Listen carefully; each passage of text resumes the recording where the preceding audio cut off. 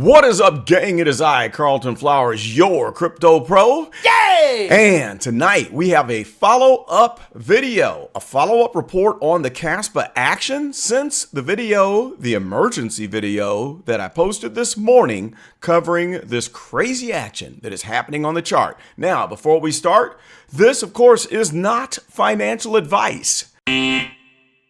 No, it is not. I only look at the charts and share my opinion of what I think the probabilities are for the next movements that could come up in the near future and in the long term. All right. Now, this morning, we were in this candle right here. And the reason why I did that emergency video is because we were in the middle of a full candle where we were down here. Like, it was a full candle. Okay. We're talking full and no wick. If you don't know what the difference between that is, this is a wick, and a wick happens when you go down, but then you close here. The price trading action that happened after the close of this point becomes a wick.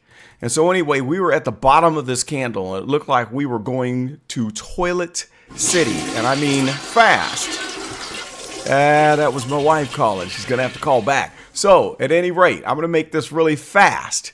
We wicked back up and it recovered. The whole market recovered to my surprise. But I was giving you ideas on what could happen if we do fail this downward sloping baseline. All right?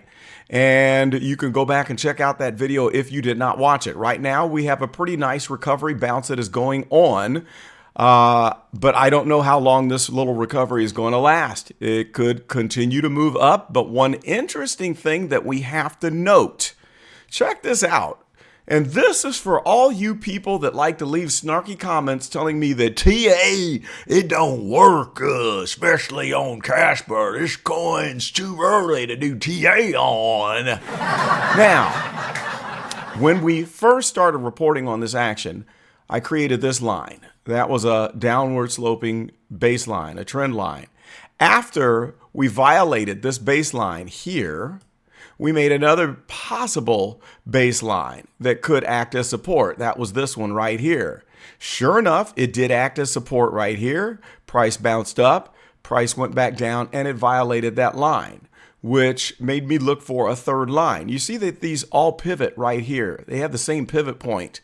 And this lowest line, which has the steepest downward slope right here, was the last one that I did. And so in the video this morning, we had violated this line, and I thought that was, pretty much it. This line has been surpassed here. It's no longer support, but sure enough, we did wick. This candle closed above the line. We recovered. We went up, we came down, and guess what? It was solid support. Now, we did have a lower low right here, but this downward sloping trend line was very solid support. Now, notice what happened after we got done with this candle and the second candle. Where did the second candle end? Where did the body end? We wicked up to here, and where did it end? Exactly at this second downward sloping trend line. And then the current candle that we are in right now, where did it peak out at? Nearly exactly at the top downward sloping trend line. Now, for all of you people who don't think that TA works, or you just don't think it works on Kaspa, explain this, please, because you can see from my earlier videos that these lines were already there, and I made them lighter red as they were invalidated. And so explain to me how this became a critical support that was created with TA, how we had all of this support from this line that was created using TA, how we had resistance here at the top of this downward sloping upper boundary line that was created using TA, how we had this support from this line that was created using TA before it happened, before the support happened, and each one of these critical points. How did we have all this action along these lines that were created from TA if the TA doesn't work? Explain it. Post. Go ahead. Sound off. Let me know. Tell me how much it just doesn't work. I want to hear it. But let me know if you find this interesting and if you found it valuable. And also, please post about what your thoughts are from the first video. If we do happen to capitulate and lose this support line and we don't move up from here, which we could fly right back up to the point of control price on this visible range of the chart.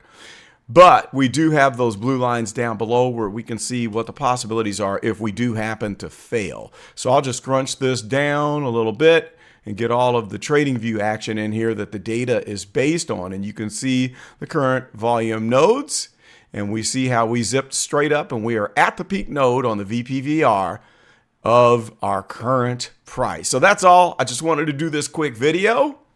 And please like, comment, and subscribe to the Crypto Pro channel, because I'm glad to have you and would love to have you back. Spread the word, tell a friend, and we'll see you on the next video.